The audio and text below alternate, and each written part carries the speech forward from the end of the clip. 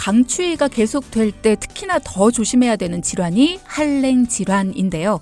최근에 고령층을 중심으로 한랭 질환자가 늘고 있어서 각별한 주의가 필요하고요. 특히나 실내에 계신다고 해도 안심해선 안 된다고 합니다. 한랭 질환 어떤 겁니까? 기온 저하가 네. 직접적인 원인이 돼서 생기는 모든 질환을 한랭 질환이라고 합니다. 그러면 겨울만 되면 한랭 질환이 항상 문제가 되나요?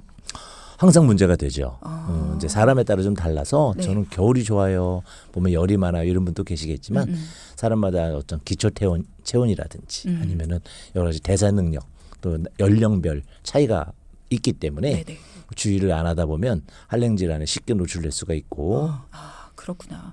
그럼 한랭 질환이라는 거 어떤 것들이 있습니까? 종류도 알아봐야겠죠. 네, 뭐 아주 넓은 범위의 한랭 질환에는 한랭성으로 발생하는 피부 질환까지 다 포함하지만 이제 응급 질환 위주로 이제 분류를 한다면 네. 가장 이제 흔한 것은 저체온증입니다. 저체온증. 네, 체온이 어느 정도 이하 떨어지게 되면 큰일 나거든요. 저체온증인 걸 모르고 이렇게 있다가 심장마비라든지 이렇게 사망으로 가는 경우도 있기 때문에 주의하셔야 되고요. 네. 그 다음으로 흔한 것은 이제 동상입니다. 저희가 흔히 얘기하는 동상. 화상과 비슷한 그런 개념의 피부 증상을 유발하게 되는데 원인이 화기가 아닌 냉기인 것이고요. 이제 동창이 또 있습니다. 네. 동창은 이제 영하의 어떤 혹한에 갑자기 노출된 동상과 달리 한 10도 정도 그냥 약간 쌀쌀한 기온에 장시간 노출됐을 때 나타나는 것도 이제 한랭 질환으로 이제 취급하고요. 일단은 저체온증 어느 정도 이하로 체온이 떨어지게 되면 굉장히 위험하다라는 말씀을 주셨는데 그러면 춥게 입고 나가서 내 체온을 지키지 못했을 때 발생하는 질환이다 이렇게 봐야 되는 건가요? 그렇죠. 이제 그 보통 언제 생기냐면 아주 추울 때보다 오히려 네. 갑자기 추워졌을 때 많이 발생합니다. 저체온증이 바깥에서 굉장히 추울 때 아까 말씀하신 것처럼 갑자기 날씨가 너무 많이 추워졌을 때 걸리기 쉽다라고 하셨지만 의외로 실내에서도 저체온증에 걸리기가 쉽다라는 기사가 있더라고요. 맞습니다. 전체 환자의 뭐 28점 몇 프로 대략 이제 30% 정도가 실내에서 많네요. 발생합니다.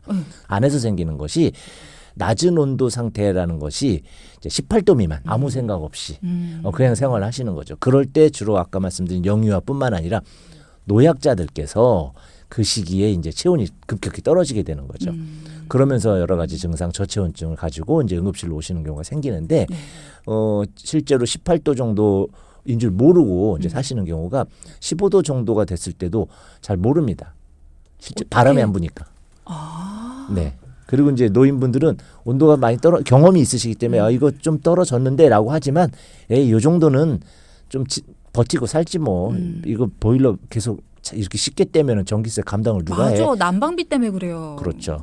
그런 생각을 하시고 안 계시다가 밤에 갑자기 급격히 떨어졌는데 주무시면서 굉장히 많이 실내 온도가 떨어지는 경우 그런 경우에 주로 이제 많이 발생을 하게 되죠.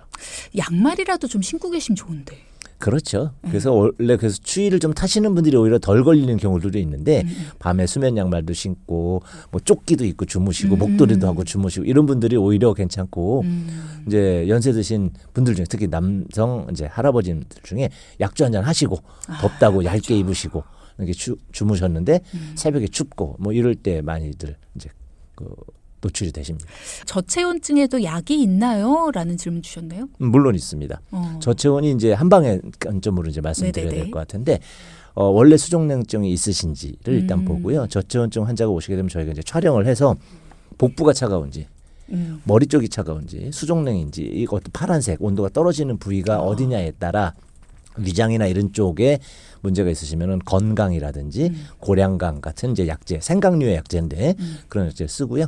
손끝 발끝이 이제 많이 차가운 경우에는 이제 세신이라든지 이런 약제들이 있고 그리고 이제 노인성 기초 체온 전체가 다 떨어지는 분들이 계시죠. 그런 분들은 부자라든지 이렇게 여러 가지 각각의 그 냉기가 있는 부위에 따라서 해당되는 약제들이 있습니다. 몸에서 좀 열이 나도록 하는 그런 한약재들 있잖아요. 예. 예, 그런 것들 있으면 소개 좀 해주시면 예, 좋겠어요. 방금 말씀드린 부자 내용들이 이런 거? 그런 것들이 열을 내는 약제들입니다. 그 이제 일상생활에서 이렇게 한다면 건강은 생강 아류거든요. 그 생강차를 드신다든지 하는 것도 괜찮고요. 또 따뜻하게 할 수 있는 것 중에 보면 그 게지가 이제 있습니다. 게지. 계피. 아, 계피. 계피로 이해하시면 좋겠죠. 그래서 커피를 한 잔 드시더라도 카푸치노류를 드신다든지. 한의학에선 동상을 앞서도 잠깐 설명해 주셨습니다만 어떻게 보고 있습니까? 동상은 마찬가지로 그 어떤 한랭의 기운에 접촉돼서 하는 부분은 양 한 방의 공이 같은 관점으로 보고 있습니다만 이제 접근 방법이 좀 다르겠습니다. 그래서 똑같이 1도에서 4도까지 동상을 나누거든요.